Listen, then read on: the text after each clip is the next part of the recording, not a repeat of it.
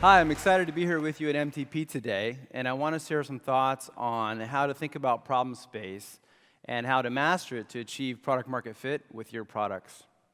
You know, it's rare to have this many product managers in one room at the same time, and so it seems like a really good opportunity to share one of the most closely guarded product management secrets that there is, the product manager's motto. Did you guys know that we have a motto? It's kind of like Spider-Man's motto.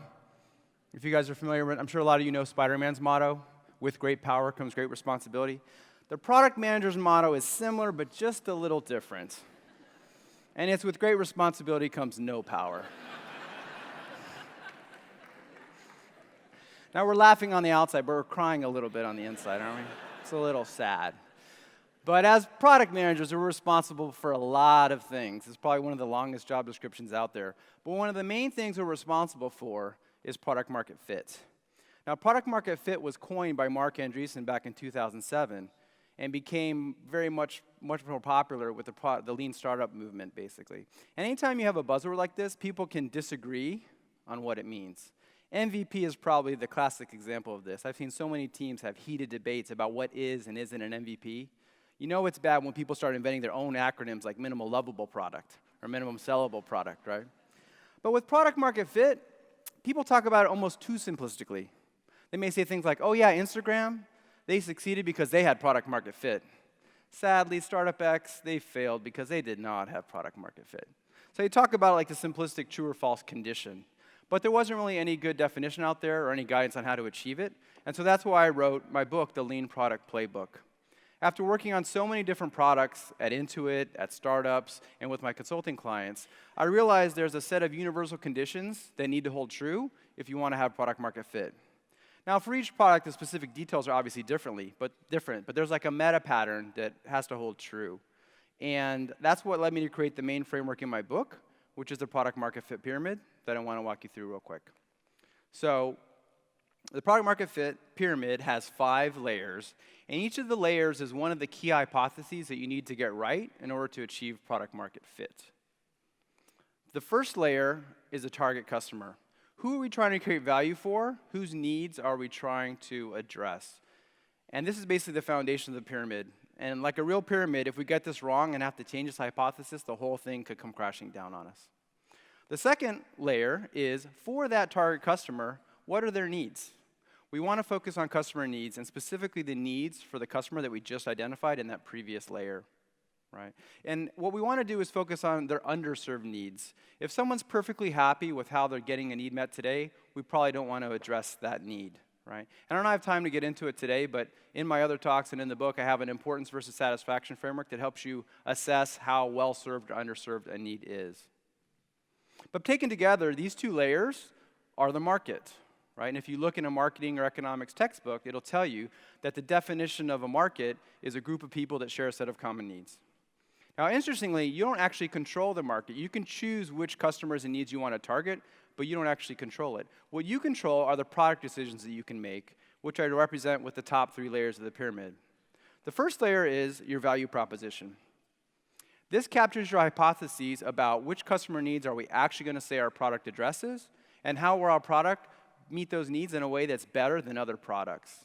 And in an ideal scenario, that value prop layer ties in nicely with that underserved needs layer.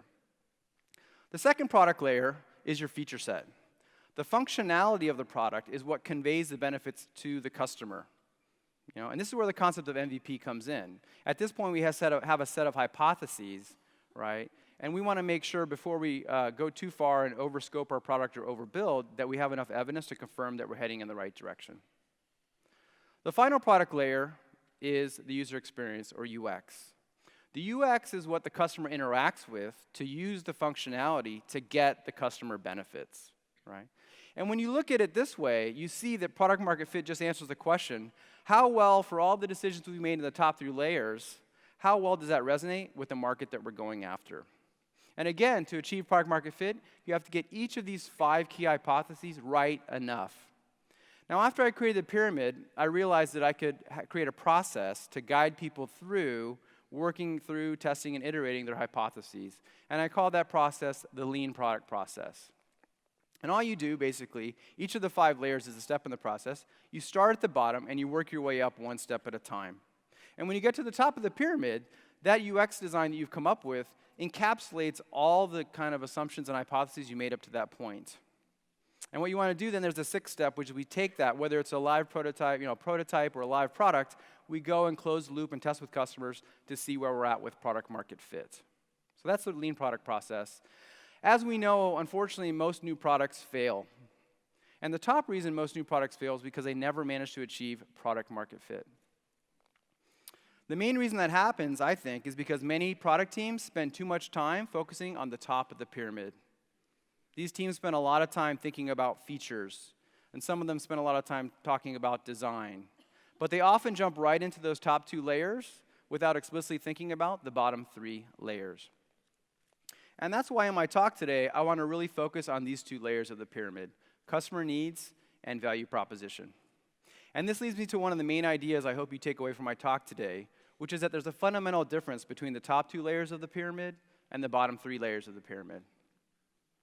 The top two layers exist in what's called solution space, whereas the bottom three layers exist in problem space. And the distinction between those two is very important. At the end of the day, our job as product managers is to help our team understand the problem space. So let me explain the difference between the two. You've probably heard the famous quote, "People don't want a quarter-inch drill, they want a quarter-inch hole." In this quote, the drill is the solution. The hole is the problem. The hole is what the customer needs. The drill is just a means to an end to achieve that goal. Let me define it a little more explicitly. Basically, problem space is a customer problem, need, or benefit that the product should address. And if you're familiar with the template for good user stories, where basically you say, as a blank, I want a blank so I can blank, that last so I can piece is in the problem space as well. In contrast, solution space is a specific implementation or design to address the customer need. Let's say I wanted to make it easier to share photos with your friends. That statement, make it easier to share photos with your friends, would be in the problem space. But if the next thing I said is, oh yeah, in the last month I coded an app that does that, that app would be in the solution space. Or if I said, yeah, my designer friend created an awesome set of mockups for how the app's going to look, that set of mockups would be in the solution space. And as I said earlier, many teams just jump in and start in solution space without thinking about the problem first. And I understand why. We live in the solution space, right? We design, develop, and ship products in the solution space. The solution space is tangible. The problem space is this conceptual, hard-to-understand thing you can't see or touch. But if we don't understand the problem, what are the chances that we're going to get the solution right? If we were taking a math test, we wouldn't say, no, don't show me the problem. I just know the solution is 42. Right? You would never do that. You'd want to see the problem first so you could say, oh, is it 7 times 6 or is it 4 times 4? But with tech products, for some reason, people just jump straight into solution space because they can. Let me share another example. When NASA was sending astronauts into space, they knew the pens that we use here on Earth wouldn't work because they rely on gravity. And it wasn't NASA, but one of their contractors, Fisher, the head of that company, said, you know what? I think I can invent a pen that will write in space. And he went off and spent $1 million of R&D of his company's money and invented the space pen. I actually have one right here. It's a little small for you guys to see. And apparently it writes really well in space, doesn't need gravity. Faced with the same challenge, the Russians gave their astronauts pencils. And you can actually buy a Russian space pen. It's a pencil in a box it's a red pencil where there's poking fun at the space pen. Now, why do I tell this story? First off, if both of these solutions are equally good at solving the problem, then obviously the one that didn't take $1 million and all that time and effort has a higher return on investment. But the second reason I share this example is even when you're trying to stay in solution space, you can get some solution creeping in to your requirements. And I call this solution pollution.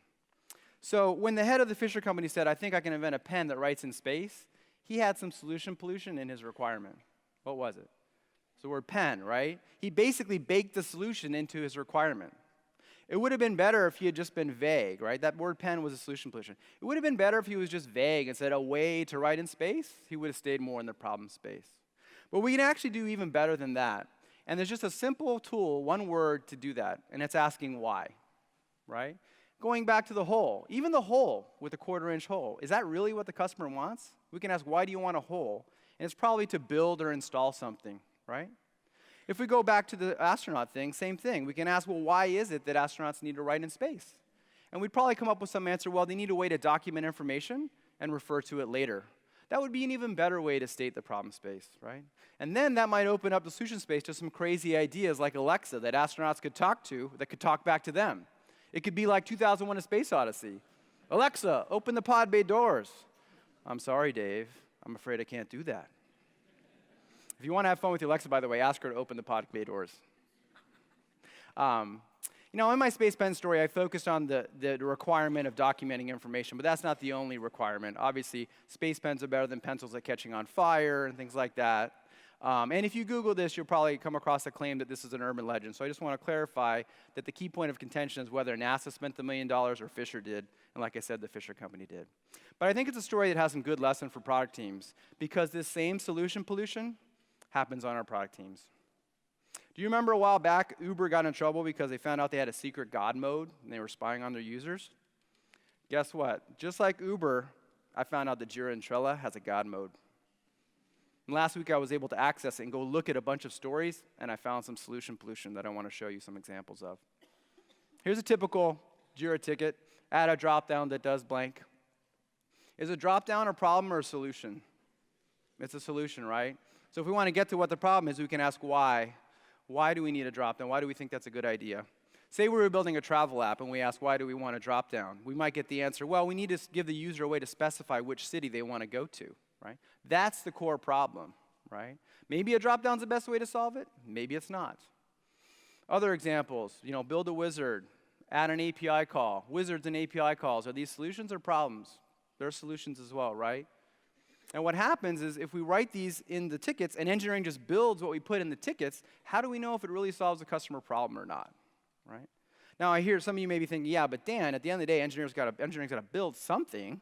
That's how we create customer value, is by building, wizards and API calls, right?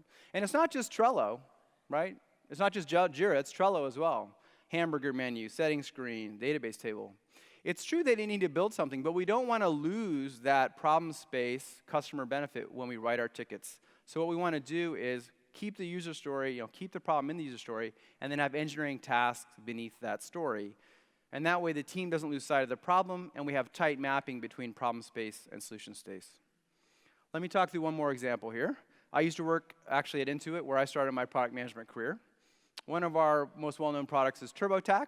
Anyone here use TurboTax earlier this year? We have a few hands, right. So it's a software product, web app. It's in the solution space, right? It competes with another app, TaxCut, which is also in the solution space. And as I was saying, you can map between problem space and solution space. So let's try to come up with, hey, what's the overall macro problem that this solves? And we could go and interview a bunch of users and ask them, why do you use TurboTax? What value does it create for you? And we'd probably get some different answers, but we'd probably hear a common theme of, well, it helps me prepare my taxes. And so this is good to know kind of the general context we're operating in.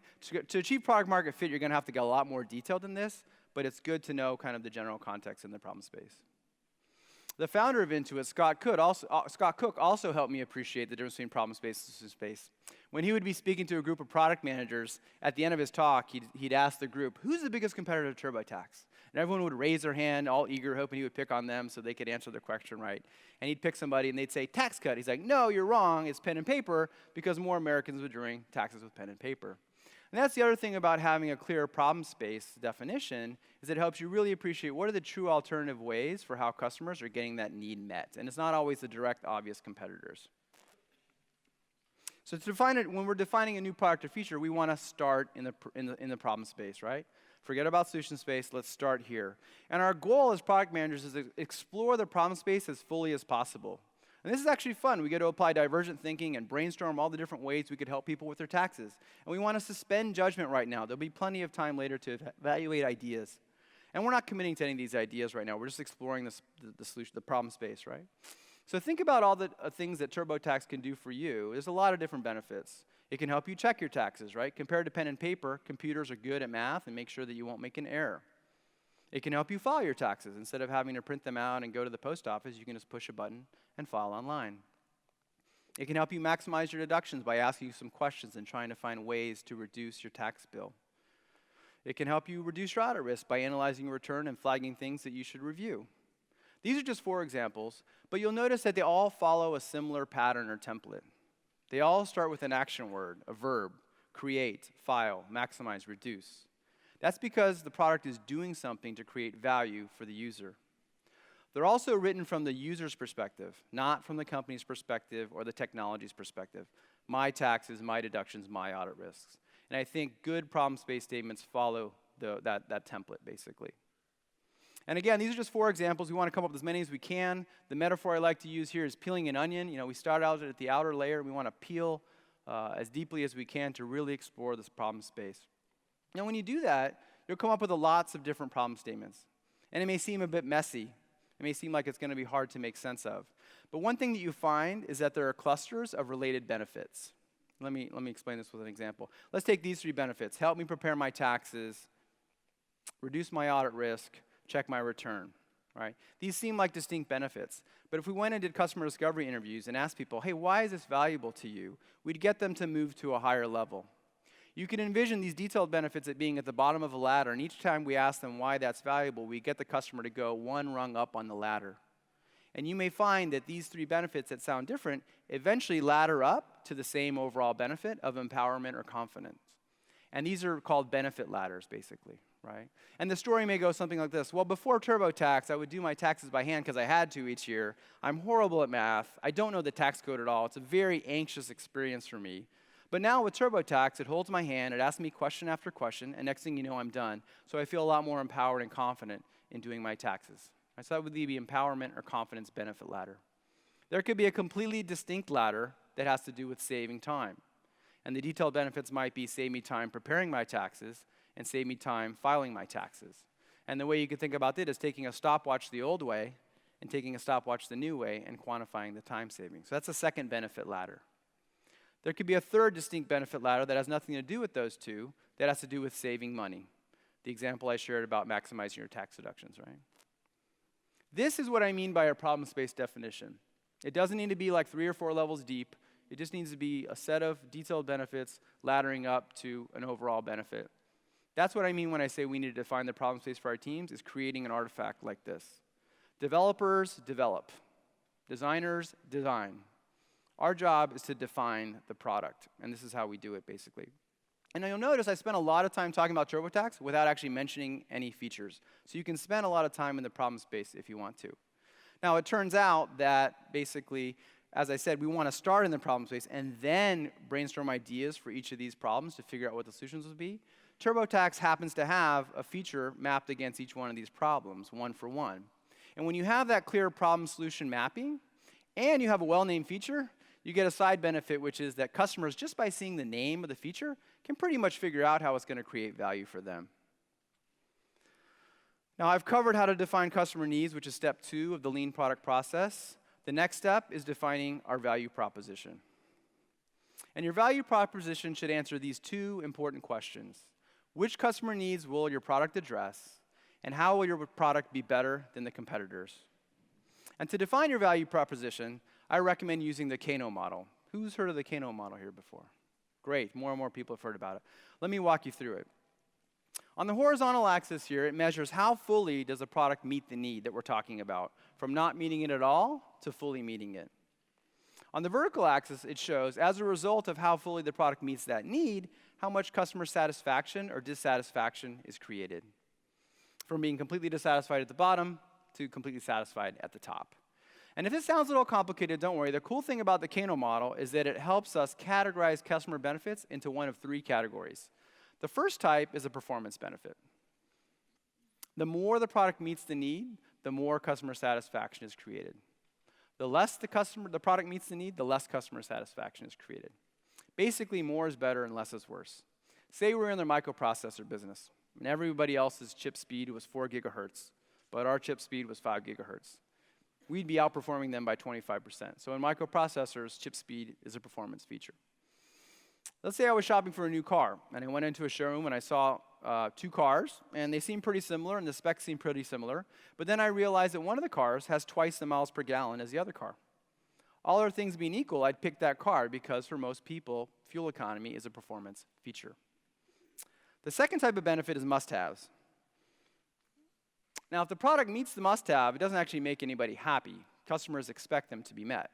But if the must-haves aren't met, the curve goes down and people become unhappy. Sticking with cars, say I walked into the showroom and I just loved the way this car looked. And I read the sticker on the window and I loved all the specs on it. But then I looked inside and I noticed that it didn't have any seat belts. I wouldn't buy it because I'd be afraid of dying or getting hurt, right? So seat belts are a must-have for a car. But if car A has 5 seat belts and car B has 100 seat belts, I don't say car B is 20 times better than car A, right? Once you have 1 seat belt per person, you're good to go. The third type of benefit is a delighter benefit or wow feature.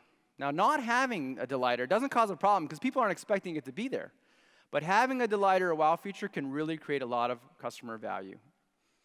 Not today, but when the first cars came out with GPS navigation, it was a delighter.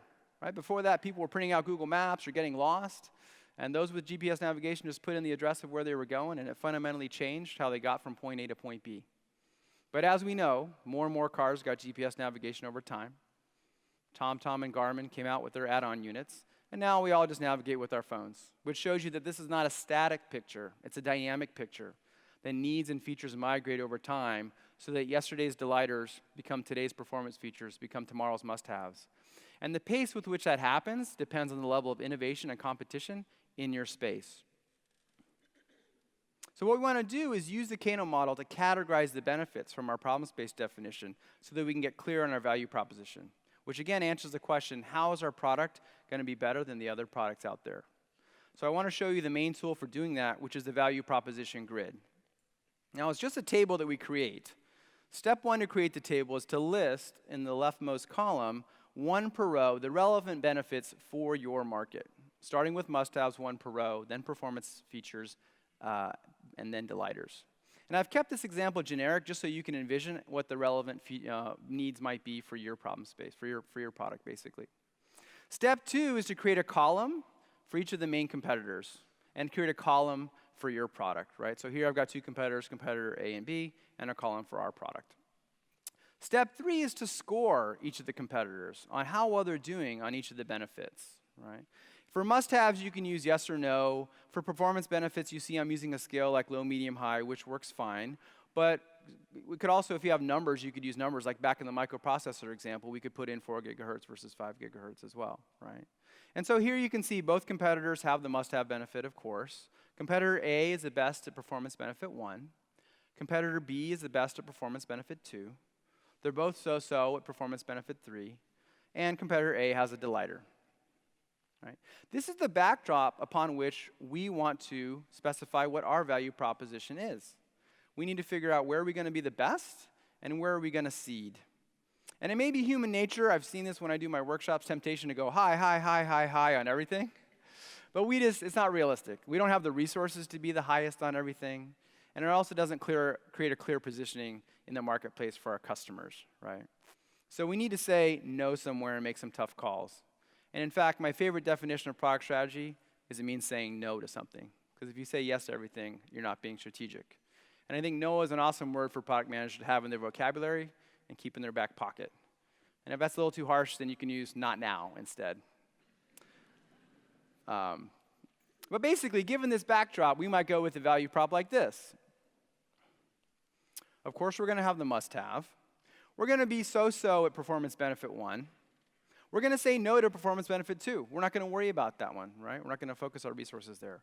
We're going to try to be the best at performance benefit 3. Maybe we've identified a target market that really values that benefit, or maybe we have some solution space ideas where we think we can really create a lot of value there.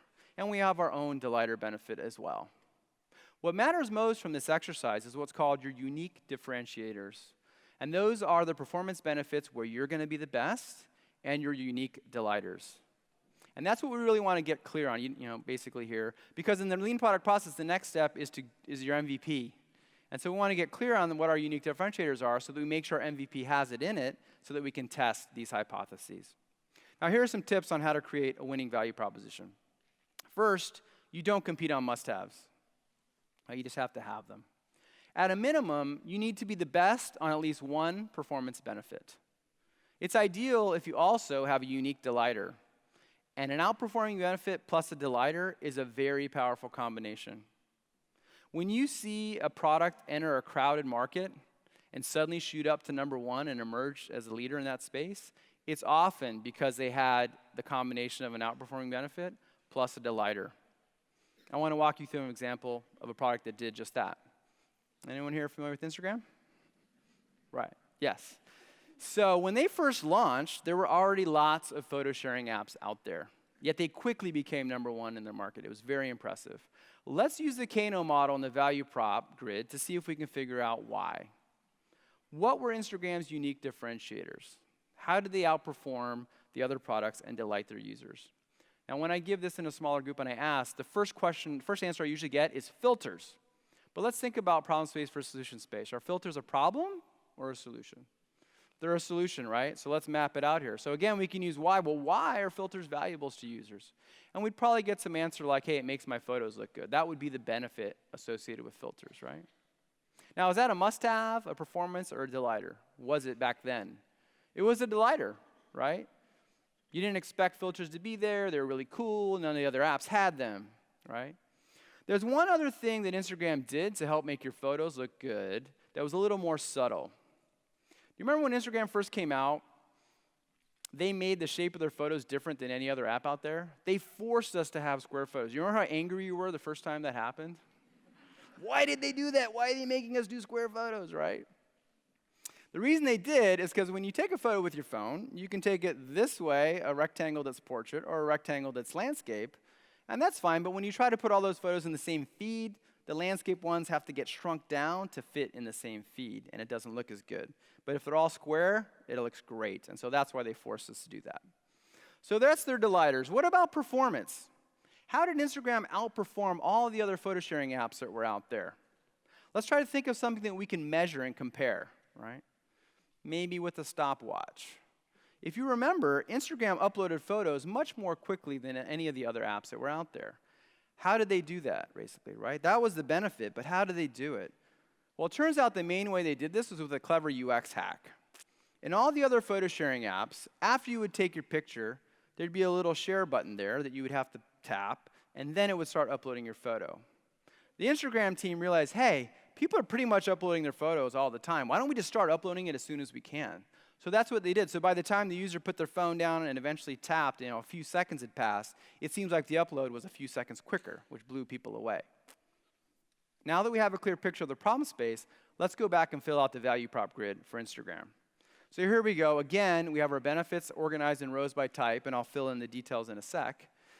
And we have other photo sharing apps in one column and Instagram in the other. One thing I didn't mention, by the way, is the must-have. Obviously, if you're a photo sharing app, let me share my photos is a must-have, right? That's the must-have that everybody has to have. The performance benefit is post my photos quickly. And this is where the other apps were low, and because of a clever hack, Instagram was high. And the delighter was make my photos look good, which only Instagram has.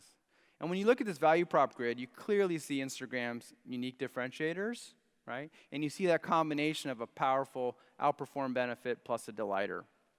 And one last point here. Do you remember what Instagram's original tagline was when they launched? It was fast, beautiful photo sharing. It's very clear, and it's very concise, just 4 words. In fact, they managed to convey their whole value prop with these 4 words. Photo sharing, that's the must-have, right? How they outperformed, fast. What was their delighter? Beautiful. So it's a very powerful example. And it shows that this having a clear value prop is not only beneficial for product development, but it's also beneficial for messaging. And if you're interested in that, I have a separate talk that I've given on messaging market fit that you should check out. I want to close with one other example of a company that disrupted its market and became number one, Uber. Now, last year, I was excited when one of Uber's founders decided to share the pitch deck, the very first pitch deck that they used back in 2008 to raise their first round of funding. Here it is. Uber Cab. So it used to be called Uber Cab. They eventually dropped the cab. And they pitched their product as a next-generation car service. And the original idea was actually based on luxury sedans, not the everyday cars that you can use now. Now, they had an iPhone app, so you guys are covered. All you BlackBerry users out there, don't worry. They have a BlackBerry app, too, so you're set, too. Now, their pitch deck has a lot of slides in it, but there's one slide in particular that stood out for me, and here it is. It's their slide on where they're talking about the user benefits, right? And they specifically articulate the problems that they see with the existing solutions, and they address how Uber is going to be better. I don't have time today, unfortunately, to do this together with you, but I thought I could leave it as an exercise for anyone that's interested in creating their first value prop grid. I'll leave this slide up for a few seconds if you want to take a photo of it, but it has all the information that you need to reverse engineer Uber's value prop grid. And to make it a little fun, I'm happy to give a copy of the Lean Product Playbook to the first person that sends me the right answer. You can reach me on Twitter at Dan Olsen.